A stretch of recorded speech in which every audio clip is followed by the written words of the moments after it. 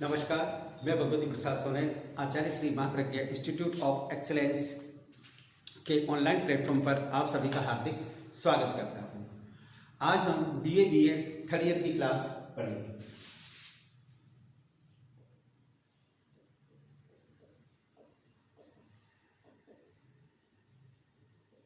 और इसमें जो अपना टॉपिक जो चल रहा है वह है अकबर। और यह सम्राट अकबर की जो क्लास है वो 10वीं है, यानी यह है पार्ट 10 है।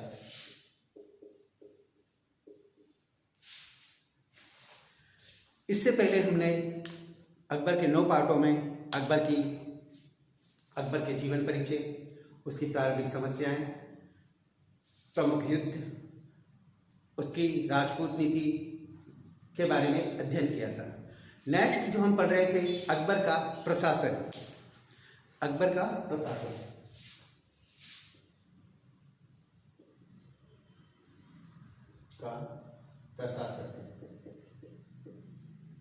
इनमें भी हमने अकबर के प्रशासन के 2 प्रमुख पद पढ़ लिए थे, जिनमें प्रधानमंत्री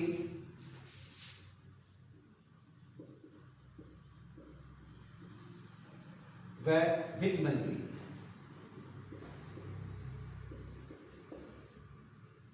का अध्ययन कर लिया था।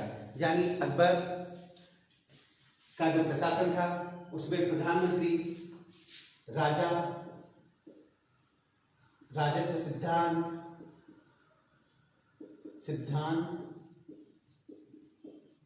प्रधानमंत्री, वित्त मंत्री आदि का हमने विस्तृत रूप से अध्ययन कर लिया था। यानी उसके प्रशासन के जो प्रमुख अंग थे उनमें 2 का हमने अध्ययन कर लिया था।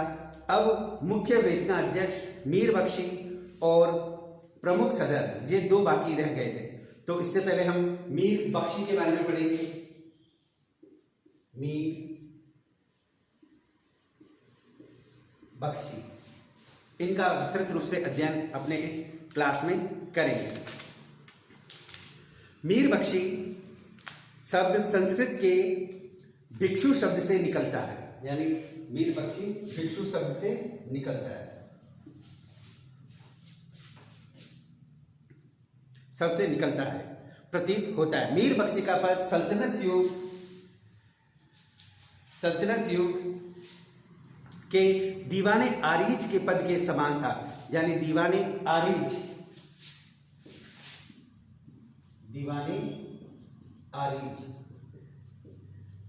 जो सल्तनत काल में था उसके दीवाने आरीज पद से के समान है। दीवान के बाद इसी का दर्जा था। इस अधिकारी को एक रजिस्टर रखना होता था जिसमें सब मनसबदारों के नाम, उनका दर्जा तथा उनको मिलने वाले वेतन दर्ज रखता था। यानी मीर बख्शी का प्रमुख कार्य क्या है? जो मुगल काल में अकबर ने जो मनसबदारी व्यवस्था लागू की थी उसमें किन किन मनसबदारों को बनाया गया है, उनको क्या क्या वेतन दिया जाता है, इस सब का ब्यौरा यह रखता था। सभी अधिकारियों के वेतन मीर बख्शी के कार्यालय से ही दिए जाते थे। जो भी अधिकारी है, मनसबदार है, उनका जो वेतन है इन्हीं के कार्यालय से दिए जाते थे। सभी दर्जे के मनसबदारों के नियुक्ति पत्र इसी के कार्यालय से जारी किए जाते थे। यानी मनसबदार अगर किसी को बनाया गया है तो उसका जो लेटर है, पत्र है, वो इसी के कार्यालय से जारी किया जाता था। शाही दरबार में उसे हाजिर रहना पड़ता था और वह सिंहासन के दाहिने ओर खड़ा होता था। यानी सिंहासन के दाहिने ओर खड़ा होता था, यानी खास पद था ये भी होता था। सैनिक विभाग की नौकरी के लिए आने वाले उम्मीदवारों को वही पेश करता था तथा मनसबदारों के सैनिकों और घोड़ों का बादशाह द्वारा निरीक्षण करना उसी का कार्य था। यानी मनसबदार के कितने सैनिक रखेंगे, वो उनके पास कितने घोड़े हैं, इस बात का निरीक्षण जब बादशाह करना चाहे तो यही वह बताता था। इसका एक प्रमुख कार्य था बादशाह के महल की निगरानी करने वाले रक्षकों की सूची बनाना। यानी वेतन का तो ध्यान रखता ही था, साथ ही बादशाह का जो महल है, राजमहल है, उसमें कौन कौन से उसके सुरक्षा में गार्ड लगे हैं, इन सभी की जानकारी इसको होती थी और यही बताता था, सूची बनाता था। इन रक्षकों में सभी बड़े बड़े मनसबदार होते थे। यानी बड़े बड़े मनसबदार जो राजा के महल की रक्षा करेंगे वो होते थे। तथा इनकी ड्यूटी प्रतिदिन बदल जाती थी। यानी इनकी ड्यूटी जो रक्षा करते थे उनकी ड्यूटी भी बदल देते थे। विभिन्न प्रांतों के संवाद लेखकों को नियुक्त करना तथा उनसे प्राप्त संवादों को बादशाह तक पहुंचाना उसी का काम है। यानी जो पत्र आ रहे थे, मैसेज आ रहे थे, संवाद आ रहे थे, उनकी सबकी सूची बनाना, बादशाह को इसका अवगत कराना, और वही बादशाह द्वारा कोई बात की गई है तो उसको वापस आगे बताना, ये सारे काम इनके थे। क्लियर? इस प्रकार यह एक महत्वपूर्ण पद था। अकबर के उत्तराधिकारियों के राज्यकाल में इस कार्य को संभालने के लिए पृथक अधिकारी रखा जाता था। मीर बख्शी सेना का प्रधान सेनापति नहीं होता था, यानी यह सेना का प्रधान सेनापति नहीं होता था, किंतु कभी कभी उसे सैनिक अभियानों का नेतृत्व भी करना पड़ता था। किंतु बादशाह की अगर आज्ञा है तो इसे सैनिक नेतृत्व भी करना पड़ता था, यानी सेनापतित्व भी ग्रहण करना पड़ता था, किंतु यह प्रधान सेनापति नहीं था। यह मनसबदारों की सूची रखता था, बादशाह के महल के जो रक्षक थे उनकी सूची रखता था और प्रतिदिन उनको बदलने का काम भी करता था। उसका कार्यालय बहुत बड़ा होता था और उसी के हस्ताक्षर तथा सील और मोहर के साथ मनसबों के प्रमाण पत्र जारी किए जाते थे, यानी इसकी सील और साइन के साथ मनसबदारों को प्रमाण पत्र दिए जाते थे। तरक्कियां मंजूर की जाती थी, यानी उनकी तरक्कियां की जो मंजूरी मिलती थी वो भी यहीं से मिलती थी। बादशाह आज्ञा जारी कर देते थे, यह सील और साइन लगा के उनको मंजूर कर देता था। घोड़ों को दाग लगाने का हुक्म जारी होते थे और रक्षकों की त्योड़ियां बांधी जाती थी, यानी किनकी क्या ड्यूटी है, घोड़े हैं उनको दागने की प्रथा भी थी। ये सारी बातें यह करता था। सेना के विभिन्न भागों में वेतन भी वही बांटता था, यानी सेना के जो विभिन्न भाग हैं, हस्ती सेना, पैदल सेना, घुड़सवार सेना, इन सभी सेना का वेतन अगर को देता था तो मीर बख्शी का कार्य है। याद रखना बच्चों, कभी कभी ये बातें अक्सर जीके के क्वेश्चन में कंपटीशन में आती है कि सेना को वेतन देने का कार्य कौन करता था, सेनापति, मीर बख्शी, ऐसे करके ऑप्शन आएंगे तो आप में गोस टू मीर बख्शी पर क्लिक करें। क्लियर? अन्य सैनिक अधिकारियों की सूची उसे बनानी पड़ती थी जिन्हें सम्राट के सम्मुख उपस्थित होने की आज्ञा होती थी, यानी उन लोगों की भी सूची बनाता था जो सम्राट के सामने खड़े या उनसे मिलने आते थे। इस विभाग का कार्य बहुत अधिक बढ़ जाने के कारण मीर बख्शी की सहायता के लिए अन्य कई बख्शियों की नियुक्ति की गई थी, यानी यह कार्य करना कोई छोटी बात नहीं थी, ये बहुत बड़ी बात थी। अतः मीर बख्शी के कार्य को संपादन करने के लिए अन्य छोटे मीर बख्शियों की भी नियुक्ति की जाती थी, यानी मीर बख्शी का पद महत्वपूर्ण पद था। इसमें अन्य मीर बख्शी मिलकर उनकी सहायता करते थे। ये बख्शी, प्रथम बख्शी, द्वितीय बख्शी, इस प्रकार आगे कहे जाते थे, यानी इन बख्शियों की भी कैटेगरी थी, प्रथम श्रेणी के, द्वितीय श्रेणी के और अन्य। क्लियर? मीर बख्शी ही अपने विभाग का कार्य अलग अलग इन्हें सौंपता था, यानी मीर बख्शी द्वारा बताया गया कार्य अन्य जो उसके सब्स्टिट्यूट है, जो उसके उप हैं, वह ये कार्य करते थे। अहदी सैनिक दलों के लिए पृथक बख्शी होता था, अहदी यानी पैदल सैनिकों के लिए अलग मीर बख्शी होता था। दो और प्रकार के बख्शी भी होते थे जो बख्शिए हुजूर और बख्शिए शाहगिर्द पेशा कहलाते थे। यह उसके सब्स्टिट्यूट थे जो बख्शिए हुजूर और बख्शिए शाहगिर्द पेशा कहलाते थे। इस प्रकार आपके सामने मेरे मीर बख्शी के प्रमुख कार्यों का वर्णन किया। इसके जो प्रमुख कार्य थे, मनसबदारों की सूची रखना, उनके वेतन क्या मिल रहे हैं उनकी बात करना, डेस्क बादशाह के जो राजमहल की जो सुरक्षा है उनकी व्यवस्था करना, उनके जो रक्षा कर रहे हैं उनकी सूची बनाना, सैनिकों को नियुक्ति करना, पदोन्नतियां करना आदि की मोहर यह लगाता था। इसका कार्यालय बहुत बड़ा था, इसका काम बहुत बड़ा था, अतः इसके लिए सब्स्टिट्यूट, इससे नीचे छोटे मीर बख्शी भी होते थे और अहदी सैनिक जो पैदल थे उनके लिए भी अलग से मीर बख्शी होते थे। इस प्रकार अकबर के शासनकाल में मीर बख्शी एक महत्वपूर्ण कार्य था और इसका सबसे महत्वपूर्ण कार्य यह है कि यह सेनापति न होते हुए भी सेना को वेतन देता था। यह सबसे ज्यादा इंपॉर्टेंट कार्य है। क्लियर? इस प्रकार आपके सामने मैंने मीर बख्शी की बातें रखी। अगला है आपके प्रमुख सदर। अगला आपके सामने है प्रमुख सदर।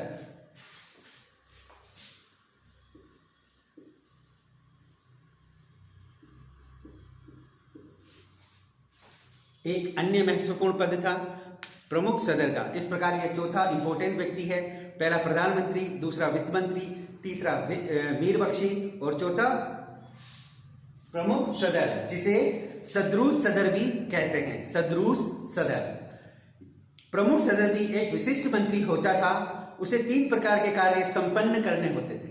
ये एक महत्वपूर्ण व्यक्ति था और इसे भी 3 कार्य प्रमुख रूप से संपन्न करने होते थे।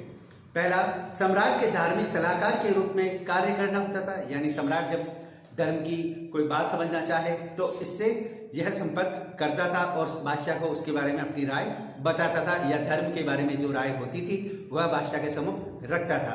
यानी धार्मिक सलाहकार के रूप में यह बादशाह के लिए कार्य करता था। दूसरा, शाही दान पुण्य को विभिन्न व्यक्तियों और संस्थाओं में बांटना था। यानी जो शाही दान पुण्य किए जाते थे उनको जरूरतमंदों को यह दान बांटा करता था। तथा तीसरा, प्रधान न्यायाधीश के रूप में यह कार्य करता था। यानी बादशाह के बाद यह मुख्य न्यायाधीश था। जैसा कि अकबर ने स्वयं को धर्म, न्याय सभी का स्रोत बताया, किंतु अकबर के बाद न्याय का जो प्रधान केंद्र था वह यह सदरूस सदर या प्रमुख सदर था। यानी प्रधान न्यायाधीश के रूप में यह कार्य करता था। अकबर के शासनकाल के प्रारंभिक वर्षों में सदरूस सदर को व्यापक अधिकार तथा यथेष्ट सम्मान प्राप्त था। प्रमुख धार्मिक सलाहकार होने के कारण शरअ के परस्पर विरोधी निष्कर्ष उसे अपनी अधिकारपूर्ण आज्ञा देनी पड़ती थी और उसी आज्ञा को लोगों को मानना पड़ता था। यानी किसी बात को लेकर अगर 2 मत हो गए तो यह दोनों मत में से किसी एक मत का चयन कर लेता था और लोगों को इस बात को भी मानना पड़ता था। यह देखना भी उसका कर्तव्य था कि सम्राट और उसकी सरकार कुरान की आज्ञा के अनुसार आचरण कर रहे हैं या विरुद्ध आचरण तो नहीं कर रहे हैं तथा इस्लाम के गौरव की रक्षा कर रहे हैं। सदरूस सदर का एक अन्य महत्वपूर्ण कर्तव्य इस्लामी विद्याओं को प्रोत्साहन देना था। यानी इस्लामी जो विद्याएं हैं उनको प्रोत्साहन देना का काम भी सदरूस सदर या प्रमुख सदर का था और इस उद्देश्य की पूर्ति के लिए उसे विद्वान मुसलमानों से संपर्क रखना पड़ता था और वजीफे देकर प्रोत्साहित भी करना पड़ता था। यानी जो व्यक्ति धर्म की शिक्षा अच्छे से ले ली, छात्र अच्छे से ले ली या शोधार्थी ने अच्छे से ले ली तो उसे वजीफे भी दिए जाते थे ताकि वह और अधिक उन्नत शिक्षा व्यवस्था कर सके या जान सके। इन सब मामलों में अकबर के शासनकाल के प्रारंभिक वर्षों में उसे व्यापक अधिकार प्राप्त थे। प्रमुख काजी की हैसियत से सदर को सम्राट के बाद राज्य सत्ता में दूसरा दर्जा था। यानी सम्राट के बाद यह दूसरा दर्जे का व्यक्ति था, मतलब महत्वपूर्ण व्यक्ति था सम्राट के बाद। सम्राट दरबार में प्रमुख काजी की अदालतों से आई हुई अपीलों को सुना करता था और फैसले देता था। प्रमुख काजी की हैसियत से ही प्रमुख सदर प्रांतों, जिलों, शहरों के लिए काजी की नियुक्ति करता था। उम्मीदवारों की भी सिफारिश करता था, यानी नियुक्ति नहीं करता था, उनकी सिफारिश करता था और बादशाह सलामत उनकी नियुक्ति करते थे। अन्य मंत्रियों की भांति ही उसके कार्यकाल में भी क्लर्क, अकाउंटेंट, चपरासी आदि कर्मचारी होते थे। यानी अन्य जैसे विभाग में सब्स्टिट्यूट होते थे, उप होते थे, उसी प्रकार सदृश सदूर या प्रमुख सदर के कार्यालय में भी क्लर्क, अकाउंटेंट और चपरासी आदि होते थे। शासन तंत्र के इस्लामी सिद्धांत की अवहेलना करते हुए जब अकबर अपना शासन प्रबंध पुनर्संगठित कर लिया तो प्रमुख सदर का सर्वोच्च धार्मिक सलाहकार के पद पर रहना स्वाभाविक ही था। शासन के उत्तरार्ध में अकबर ने कट्टर उलेमाओं की सलाह नहीं मानी थी। नई व्यवस्था के अनुसार अब यह आवश्यक नहीं था कि सदरुस सदूर इस्लामी कानूनों का उद्घोषक और इस्लामी धर्मशास्त्र का पूर्ण पंडित ही हो। अब तक उसमें दूसरी विशेषता होनी आवश्यक थी, यानी वह पंडित हो, वह बात कोई जरूरी नहीं थी। अब उसमें दूसरी व्यवस्था, दूसरी जो बातें हैं महत्वपूर्ण, वो भी होनी चाहिए थी। इस संबंध में अबुल फजल ने लिखा, जागीरें अथवा वजीफे प्रदान करने से पूर्व किसी व्यक्ति की स्थिति को जान लेना भी आवश्यक है और लोगों के प्रार्थना पत्र पर भली प्रकार से विचार करने के लिए इस पद पर एक अनुभवी और सदाशय व्यक्ति की नियुक्ति की जाती थी। इस व्यक्ति को प्रत्येक दल के साथ शांतिपूर्ण संबंध स्थापित रखने चाहिए और साधारण से साधारण जनप्रति पर अपने वचन व कार्य द्वारा सहानुभूतिपूर्ण होना चाहिए और सद्भावनापूर्ण भी होना चाहिए। यानी इस पद पर जो व्यक्ति बैठेगा वो प्रत्येक किसी भी पंथ और संप्रदाय का व्यक्ति हो उसके लिए वो जानेगा, उसके बारे में मृदु वचन बोलेगा, उसके बारे में उसकी अच्छी बातें होंगी। जब जाके ये व्यक्ति उसमें ये गुण होंगे तो वह उस पद पर बैठेगा। अकबर के शासनकाल में उत्तरार्ध में जो सदर बना उसे केवल इस्लामी विद्या को ही प्रोत्साहित नहीं करना था और नए मुसलमान उलेमाओं के संरक्षण ही उसे अभिष्ट थे। यानी मात्र केवल इस्लामी विद्या को ही प्रोत्साहित नहीं करना था, ना ही उलेमाओं को सचेष्ट करना था। शाही दान दया को सभी जातियों के लोगों को उपलब्ध कराना भी उसका कार्य था। यानी राज्य द्वारा जो दान दिया जाता था वह कि सिर्फ इस्लामी जो लोग थे उनको ही नहीं दिया जाए, बल्कि यह प्रत्येक प्रांत और संप्रदाय के जरूरतमंद लोगों को भी दिया जाना चाहिए। ऐसी बातें प्रमुख रूप से की। अकबर ने सदर को छात्रवृत्तियां तथा धार्मिक जागीरें प्रदान करने के अधिकार से भी वंचित कर दिया। जैसे पहले छात्रवृत्तियां सदर सदूर प्रमुख सदर बांटा करता था, अकबर ने ये अधिकार छीन लिए और छात्रवृत्तियां और जागीरें का अधिकार उनको नहीं दिया और अपने पास रखा। वृत्तियों प्राप्त करने के लिए अधिकारियों, विद्वानों, भले आदमियों और जरूरतमंदों की अब वह केवल सिफारिश ही कर सकता था। यानी वह बांट नहीं सकता था, वह मात्र उनकी सिफारिश कर सकता था। इस संबंध में अंतिम निर्णय सम्राट का ही होता था। यानी यह अधिकार सम्राट ने अपने हाथ में ले लिया। अकबर ने प्रमुख सदर के विभाग में कई महत्वपूर्ण सुधार किए। जागीरें और वृत्तियां प्रदान करने के लिए उसे कई अच्छे नियम निर्धारित किए थे। इन्हें प्राप्त करने के लिए अपेक्षाएं योग्यता निश्चित कर दी गई। यानी वजीफा या फिर कोई भी फायदा आपको लेना है तो उसके लिए निम्न योग्यताएं अकबर ने निर्धारित कर दी। इसी कारण अब यह जरूरी नहीं था कि जागीरा और वृत्तियां प्राप्त करने के लिए प्रार्थना पत्र सदर के द्वारा ही सम्राट तक पहुंचती थी। जांच किए जाने पर यह पता चलता कि शासन के प्रारंभिक वर्षों में इस विभाग में बहुत भ्रष्टाचार फैला था, जिससे बहुत से अधिकारी व्यक्ति बिना लगान वाली जागीरों को लाभ उठा रहे थे। अकबर ने इन जागीरों को इन लोगों से छीनने के लिए हुक्म जारी कर दिए। प्रमुख सदर के अधिकार कम कर दिए के विचार से प्रांतों में पृथक सदरों की नियुक्ति की। इन सुधारों के पश्चात यह विभाग ठीक से काम करने लगा। अबुल फजल ने यह बातें आईने अकबरी जिल्द फर्स्ट पृष्ठ संख्या 268-69 पर लिखी है। इस प्रकार ये अकबर के राज्यकाल में प्रमुख पद था सदर सदूर या प्रमुख सदर, जो धार्मिक कार्य करता था, राज की जो दान दक्षिणा थी उनको बांटा करता था और न्याय का कार्य करता था। किंतु अकबर ने जब इसमें देखा कि भ्रष्टाचार व्याप्त हो गया, यह छात्रवृत्तियां और वजीफे और धार्मिक जो दान की भूमि थी हर किसी को दे रहे थे, सिफारिश कर रहे थे, तो इन सबसे वापस छीन ली गई और अकबर ने यह प्रमुख अधिकार अपने हाथ में ले लिया। पर प्रमुख सदर सदूर या ये सिर्फ सिफारिश करता है, बादशाह अगर अनुमति देगा तो वह बात लागू होगी, वरना नहीं होगी। इस प्रकार सदर सदूर महत्वपूर्ण पद था। सम्राट के बाद यह दूसरा पावरफुल व्यक्ति था। क्लियर। अगला है मीर सामा। एक और पद है मीर सामा। मीर सामा महत्वपूर्ण पद तो खैर है, किंतु इसकी कुछ खूबियां थी। मीर सामा भी एक उच्च और प्रमुख अधिकारी होता था, जिसे जहांगीर तथा अन्य मुगल सम्राटों के शासनकाल में मंत्री के समान दर्जा प्राप्त था। यानी इसको मंत्री के समान दर्जा प्राप्त था। यह अधिकारी के बारे में अबुल फजल ने बहुत ही साधारण जिक्र किया है, किंतु जरूरी है इसलिए मैं आपके सामने मैं भी इसका जिक्र कर रहा हूं। और अन्य मंत्रियों के कर्तव्यों की भांति इसके कर्तव्य का वर्णन नहीं किया है। यानी इसके जो कर्तव्य हैं उनका विस्तृत रूप से वर्णन नहीं किया है, परंतु एक महत्वपूर्ण मंत्री से भी माना जाता था, भांति इसका वर्णन नहीं किया है। अकबर के राज्यकाल में मीर सामा दीवान या वजीर के अधीन ही कार्य करता था।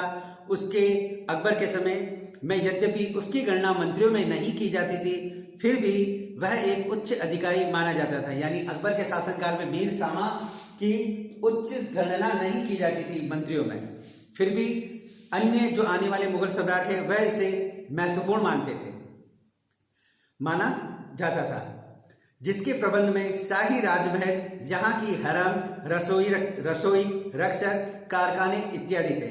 यानी मीर सामा मुख्य रूप से रसोई का कार्य करता था, हरम का कार्य करता था, रक्षा करता था और कारखाने इत्यादि का प्रमुख था और इसका काफ़ी प्रभाव था। एक प्रकार से अकबर के समय यह महत्वपूर्ण पद नहीं था, किंतु यह कार्य करता था उसके समय भी, पर आने वाले मुगल सम्राट ने इसे भी महत्वपूर्ण पद माना। इसीलिए अबुल फजल ने इसके जो कर्तव्य हैं इसका विस्तृत ब्यौरा नहीं दिया। क्लियर। इस प्रकार केंद्रीय शासन में ये प्रमुख जो पद थे 4, इनके बारे में मैंने आपको बता दिया, जिसमें प्रधानमंत्री, वजीर, मीर बख्शी और प्रमुख सदर, ये अकबर के शासनकाल में प्रमुख मंत्री थे। क्लियर। इस प्रकार केंद्रीय शासन का जो रूप है वो मैंने आपके सामने रखा है। नेक्स्ट आगे बढ़ेंगे प्रांतीय शासन।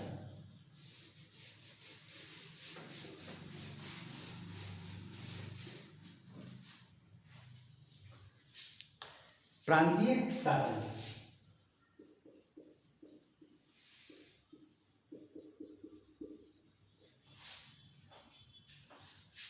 यानी अकबर ने अपने जो साम्राज्य था, अकबर का जो साम्राज्य था उसका केंद्र शासन में प्रमुख था राजा, राजा के बाद 4 मंत्री थे। अब वो केंद्र का पूरा राज्य का शासन प्रबंध कर रहे थे, पर शासन प्रबंध अच्छे रूप से हो तो अकबर ने अपने राज्य को अलग अलग भागों में बांट दिया और वही भाग प्रांत कहलाए। जैसे देखिए, जैसे ये अकबर का पूरा साम्राज्य है, इसके केंद्र में राजा और उसके 4 मंत्री हैं।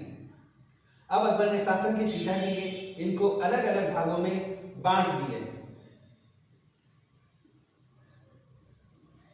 क्लियर। और यही जो बांटे हुए भाग हैं ये प्रांत कहलाते थे। कोई महत्वपूर्ण प्रांत थे तो कोई बड़े प्रांत थे, कोई छोटे प्रांत थे, इसलिए मैंने आपके सामने ऐसा बनाया है। क्लियर। अब प्रांतीय शासन अकबर की किस प्रकार की थी उसके बारे में हम विस्तृत रूप से अध्ययन करेंगे। अकबर ने अपने संपूर्ण राज्य को प्रांतों में विभाजित कर दिया था और इनमें एक सी शासन व्यवस्था स्थापित की, यानी प्रांतों में विभाजित कर इन सभी में एक जैसी प्रांतीय व्यवस्था की। 1602 में इन प्रांतों की संख्या 15 थी, जिनमें प्रांत इलाहाबाद, आगरा, अवध, अजमेर, अहमदाबाद, बिहार, बंगाल, दिल्ली, काबुल, लाहौर, मुल्तान, मालवा, बरार, खानदेश और अहमदनगर थे। कश्मीर और कांधार काबुल प्रांत के अंतर्गत जिले सरकारें थे, मतलब उससे छोटे रखे थे, सरकारें थी। सिंध भी उस काल में ठट्ठा कहलाता था और मुल्तान प्रांत का एक बड़ा जिला था। उड़ीसा बंगाल का एक भाग था। इन प्रांतों की एक सी लंबाई चौड़ाई नहीं थी। आय के बराबर आय भी इनकी बराबर नहीं थी, किसी की आय ज़्यादा थी, किसी की आय कम थी। और यह क्षेत्रफल की दृष्टि से कोई बड़े भी थे, कोई छोटे भी थे। उस समय इन्हें सूबा कहा जाता था, यानी इन प्रांतों को सूबा कहा जाता था। सूबा, ये सभी सूबे थे जो प्रारंभ में 15 थे। क्लियर। जो मैंने आपके सामने बताए हैं। दक्षिण में 3 प्रांत खानदेश, बरार और अहमदनगर एक साथ संबंधित थे, यानी ये 3 प्रदेश थे वो एक साथ संबंधित थे। और वायसराय के रूप में शहजादा दानियाल इनका प्रबंध करता था और इनका जो हेड था वो अकबर का पुत्र दानियाल था और वो यहाँ का वायसराय था और यहाँ का शासन प्रबंध देखता था। इन प्रांतों के अतिरिक्त साम्राज्य के अंतर्गत बहुत सी रियासतें थी जिनके शासकों ने अकबर की अधीनता स्वीकार कर उसे अपना सम्राट मान लिया था। इन प्रांतों के अलावा भी अकबर के सानिध्य में ऐसी रियासतें थी जिन्होंने अकबर की अधीनता स्वीकार कर ली, पर वहाँ की राज सत्ता उन्हीं राजा के हाथ में रही। इस प्रकार साम्राज्य के सभी लोगों में ऐसी रियासतें थी और इनके शासकों को भिन्न भिन्न मात्रा में मान, प्रतिष्ठा और अधिकार प्राप्त थे, यानी ऐसी रियासतें भी थी जिनको अलग अलग उनका सम्मान किया जाता था और उनकी प्रतिष्ठा थी। शाही सेवा के अंतर्गत मनसबदारों की सूची में इनके नाम पते दर्ज होते थे, यानी वे शाही मनसबदार थे इसलिए उनके नाम पते भी दर्ज होते थे। विशेष अवसर पर इन्हें दरबार में उपस्थित होना पड़ता था, यानी विशेष अवसर है, शाहजहाँ का बोलते हैं ना बादशाह का जन्मदिन है या कोई उत्सव है तो इन्हें विभिन्न अवसरों पर बादशाह के सामने उपस्थित भी होना पड़ता था। आवश्यक परिस्थितियों में सैनिक सेवाओं के लिए भी प्रस्तुत होना पड़ता था, यानी अवसरों के साथ साथ अगर सैनिक सेवाओं की जरूरत है इनकी तो इनको उस समय भी उपस्थित होना पड़ता था। इन रियासतों की गणना राज्यों साम्राज्य के जिलों से की गई थी। यानी ये जो ऐसे राजा थे जिन्होंने अकबर को राजा मान लिया, तो उनकी गणना अब जिलों के रूप में की जाने लगी और इनका संबंध उनके निकट वाले सूत्रों के साथ था। उन्हीं के साथ इन्हें संबंधित किया जाता था। सूबे का प्रमुख सिपह सालार कहलाता था, यानी सूबेदार की जगह सिपह सालार। सूबा का प्रमुख सिपह सालार कहलाता था, यानी इसका मुख्य व्यक्ति, जिसके अधीन एक बहुत बड़ी सेना होती थी। इसके अंतर्गत की एक बहुत बड़ी सेना होती थी।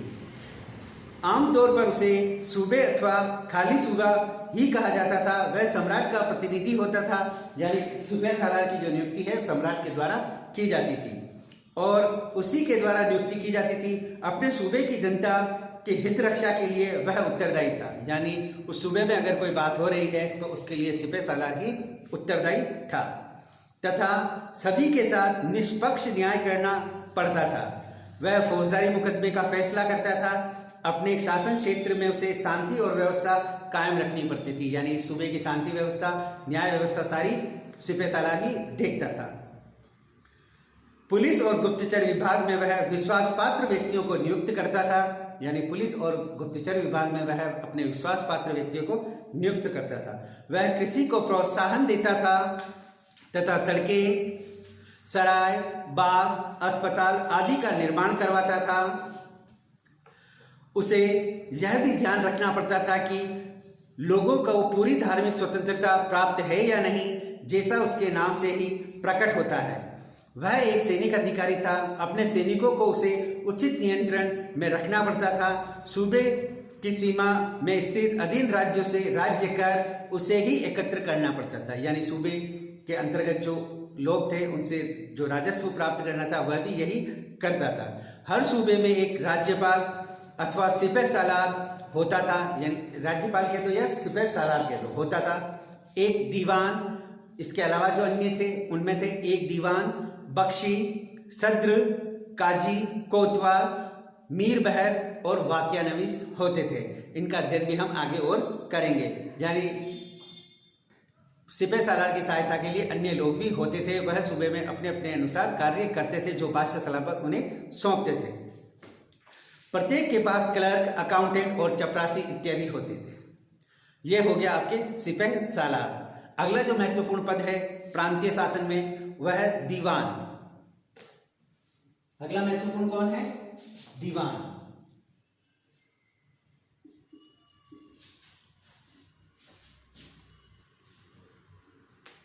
यानी प्रांतों में जो प्रांतपति था, जो मुखिया था, वह था सिपह सालार। सिपह सालार की सहायता के लिए अन्य लोग भी होते थे। क्लियर। और उसके बाद सिपह सालार के साथ साथ में अन्य जो मंत्री थे उसके सदस्य थे या उसके अधिकारी थे, उनके नाम हैं। जो दूसरा है सिपह सालार, दीवान सिपह सालार के बाद सूबे में प्रांतीय दीवान का सबसे महत्वपूर्ण पद था। यानी सिपह सालार राज्यपाल के बाद दीवान का पद महत्वपूर्ण था। केंद्रीय दीवान की सिफारिश पर इसकी नियुक्ति की जाती थी, यानी केंद्रीय दीवान इसकी सिफारिश करे तो इसकी नियुक्ति की जाती थी। और सिपह सालार के अधीन रहकर वह उसके प्रति ही उत्तरदायी था, केंद्रीय दीवान के प्रति। प्रांत में के वित्त विभाग का वह अध्यक्ष होता था, यानी प्रांतों में कितना राजस्व वसूल किया गया ये सारी जिम्मेदारी इसकी थी। उसे माल गुजारी एकत्र करनी होती थी, आय व्यय का हिसाब रखना होता था, प्रांतीय अधिकारियों को वेतन बांटता था, यानी प्रत्येक प्रांत या सूबा है उसके अधिकारियों को वेतन देने का काम भी दीवान करता था। क्लियर। माल गुजारी वसूल करने वालों आमिलों के हिसाब किताब का वह निरीक्षण करता था, यानी माल गुजारी जो सीमा टैक्स जो मिल रहा है उसका हिसाब किताब भी यह देखता था, निरीक्षण करता था और देखता था कि किसी से कुछ लेना देना तो शेष नहीं है, यानी किसी के पास कुछ बचा तो नहीं है, किसी ने पूरा लगान दिया कि नहीं दिया है जो उन्होंने वसूला। प्रांत की स्थिति में इस संबंध में समय समय पर केंद्रीय दीवान को रिपोर्ट भेजता था, यानी केंद्र का जो दीवान है उसको यह रिपोर्ट देता था। सिपह सालार के समान यद्यपि दीवान के अधिकार नहीं थे किंतु उसका दर्जा उसी के समकक्ष था, यानी वो केंद्र का दीवान था, ये प्रांत का दीवान था, दर्जा उन दोनों का बराबर था। सिपह सालार के प्रति वह उत्तरदायी नहीं था और वित्त संबंधी मामलों में तो उसके अधिकार उससे कहीं अधिक थे। यानी सिपह सालार या राज्यपाल से बढ़कर राजस्व संबंधी इसके अधिकार थे। वित्त संबंधी मामलों में तो वह उससे कहीं अधिक आगे था। इस प्रकार सूबे में राज्यपाल और दीवान के दो समानांतर तथा अपने में स्वतंत्र सत्ताएं थी, यानी दोनों की अलग अलग इस प्रकार की सत्ताएं थी। सिपह सालार फौज, पुलिस, प्रशासनिक सेवाओं का अध्यक्ष था, वहीं दीवान कर संबंधी विभाग का अध्यक्ष था। यानी एक तरफ जो राज्यपाल सिपह सालार था वो पुलिस फौज का अध्यक्ष था और प्रशासनिक अध्यक्ष था, तो वहीं दीवान वित्त संबंधी अध्यक्ष था। प्रत्येक एक दूसरे के कार्य की निगरानी रखते थे, यानी दोनों एक दूसरे के कार्य की निगरानी भी रखते थे तथा आपस में ये एक दूसरे के निरीक्षक के रूप में कार्य करते थे। एक को दूसरे के कार्य की रिपोर्ट दरबार में भेजनी होती थी, यानी दीवान ने क्या किया सिपह सालार बताएगा, सिपह सालार ने क्या किया दीवान बताएगा, दोनों रिपोर्ट भेजेंगे, जिससे इन प्रांतीय उच्च अधिकारियों की महत्वाकांक्षाओं पर नियंत्रण रहे और वे जनता पर अत्याचार न कर सके। वैसे तो ये दोनों अधिकारी एक दूसरे के प्रतिद्वंदी थे, लेकिन प्रांतीय शासन इस प्रकार संगठित था कि इसकी सफलता के लिए पारस्परिक सहयोग और सहकार अनिवार्यतः आवश्यक था। इसके लिए साधारण समय में प्रांतीय शासन के अंदर पूर्ण सहयोग और सहकार रहता था, यानी एक दूसरे की रिपोर्ट भेजते थे, महत्वाकांक्षी ना हो किंतु दोनों एक दूसरे के सहयोगी बनकर कार्य करते थे। अगला प्रांत में जो शासन है वो हम पढ़ेंगे सदर काजी। आशा करता हूँ दीवान का पद भी आपके समझ में आ गया होगा। दीवान का मतलब है जो केंद्र में दीवान राजस्व का काम करता है, वह प्रांत में दीवान राजस्व का काम करता है। सिपह सालार और प्रांत और दीवान दोनों मिलकर प्रांत की जो एक प्रशासनिक कार्य संभालता है तो दूसरा वित्त विभाग का कार्य संभालता है। दोनों एक दूसरे के विरोधी न होकर परस्पर सहायक बनकर कार्य करते हैं। क्लियर। अगला है सदर और काजी। सदर काजी व काजी।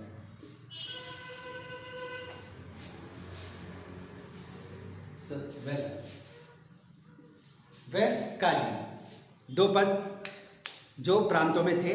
सदर और काजी के पद प्राय एक ही कर दिए जाते थे, किंतु कभी कभी अलग भी होते थे और इन दोनों के कार्यों का संपादित करने वाले व्यक्ति एक ही अधिकारी होता था। प्रांतीय सदर का कर्तव्य था कि वह केंद्रीय सदर को उन व्यक्तियों के नाम भेजे जिन्हें वजीफे जागीरें प्राप्त करनी हो। यानी प्रांतों में अगर किसी व्यक्ति को जागीर प्राप्त करनी हो, वजीफे प्राप्त करने हैं, तो यह व्यक्ति उनके नाम भेजते थे। काजी प्रांत के न्याय विभाग का अध्यक्ष होता था, यानी राजा के बाद जो न्याय करता था वो प्रमुख सदर था। सदरुस सदर केंद्र में था, प्रांत में प्रमुख सदर था जो न्याय का कार्य करता था प्रांतों में। काजी प्रांत के न्याय विभाग का अध्यक्ष होता था और वही मुकदमे सुनता था। इसी हैसियत से वह जिले और कस्बों के काजियों के काम की देखभाल भी करता था, यानी जिले और कस्बों में जो काजी नियुक्त हैं उनके कार्यों की देखभाल भी यह प्रांतीय सदर और काजी करते थे। ये हो गए आपके सामने। अगला तीसरा, नेक्स्ट अगला है प्रांतीय बख्शी।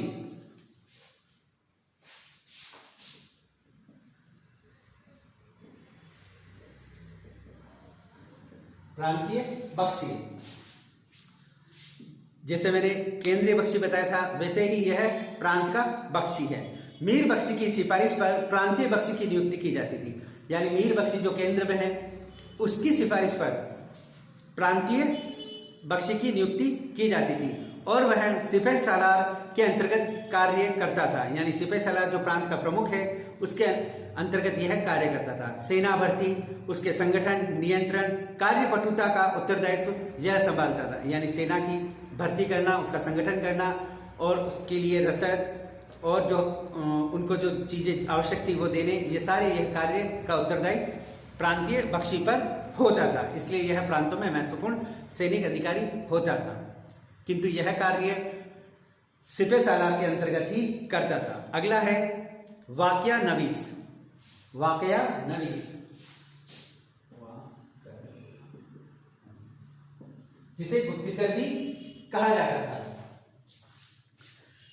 कभी कभी सूबों के बख्शी को वाकया नवीस का कार्य भी करना पड़ता था, यानी सूबे के जो बख्शी थे उनको भी वाकया नवीस के कार्य करने पड़ते थे। वैसे आमतौर पर इस कार्य के लिए अलग ही अधिकारी रखा जाता था। वह अधिकारी अपनी देखरेख में सूबे भर में प्रमुख स्थलों पर यहाँ तक कि सिपह सालार, दीवान, काजी, फौजदार आदि अफसरों के कार्यालय तक में संवाद लेखकों और गुप्तचरों को नियुक्त करता था। यानी सभी जगह यह गुप्तचरों की नियुक्ति की जाती थी। ये लोग उसके पास प्रतिदिन रिपोर्ट भेजते थे। इस रिपोर्ट का वह सूक्ष्म रूप तैयार करता और शाही दरबार में भेज देता।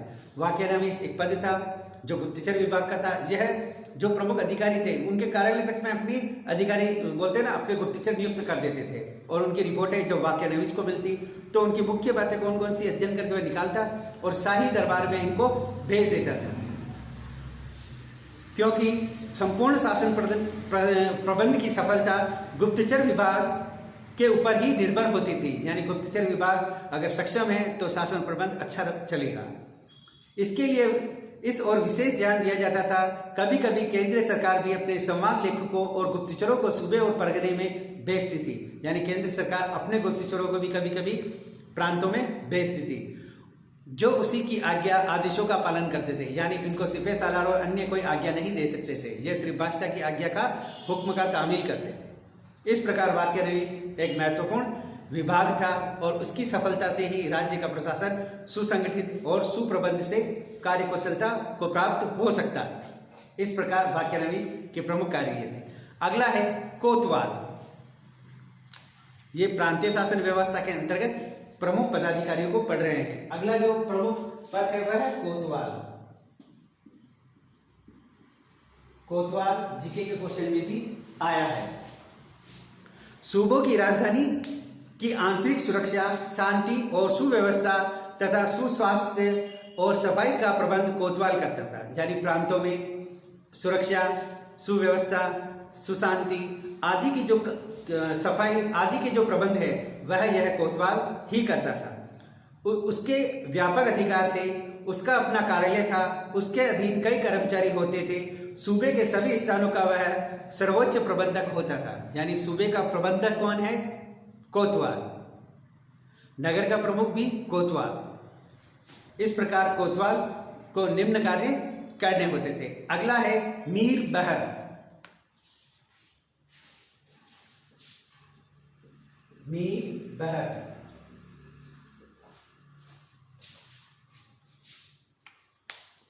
मीर बहर नाव और पुलों की चुंगी तथा बंदरगाहों पर कर वसूल करने का प्रबंध करता था। मीर बहर बंदरगाहों पर, पुलों पर चुंगी वसूल करने वाला प्रमुख अधिकारी था और उनका प्रबंध करता था। इस प्रकार हमने अकबर की केंद्रीय शासन व्यवस्था और प्रांतीय शासन व्यवस्था का विस्तृत रूप से अध्ययन किया है और कोशिश ये की है मैंने कि ज़्यादा से ज़्यादा आपको ये चीज़ें समझ में आ जाए। इस प्रकार प्रांतीय शासन में मैंने आपको सिपह सालार के कार्य बताए, दीवान के कार्य बताए, सदर व काजी के कार्य बताए, प्रांतीय बख्शी, वाक्यनवीस, गुप्तचर, कोतवाल, नगर का प्रमुख अधिकारी और मीर बहर के बारे में विस्तृत रूप से आपको अध्ययन करवाया है।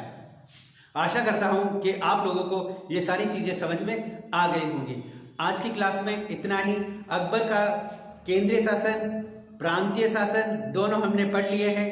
नेक्स्ट जो इसकी क्लास होगी उस पर हम अकबर के जिले का प्रबंध, शासन प्रबंध पढ़ेंगे और उसका अन्य जो शासन प्रबंध है उनके बारे में विस्तृत अध्ययन करेंगे। तो आप ये जो क्लासें हैं इनको कंटिन्यू रखिएगा और एक के बाद एक क्लासों को ध्यान से देखिएगा ताकि आपको अकबर के जो शासन प्रबंध है, कार्य कौशल है, वो आपको विस्तृत रूप से समझ में आ जाए। क्लियर? इस क्लास में आज के लिए इतना ही। Thank you.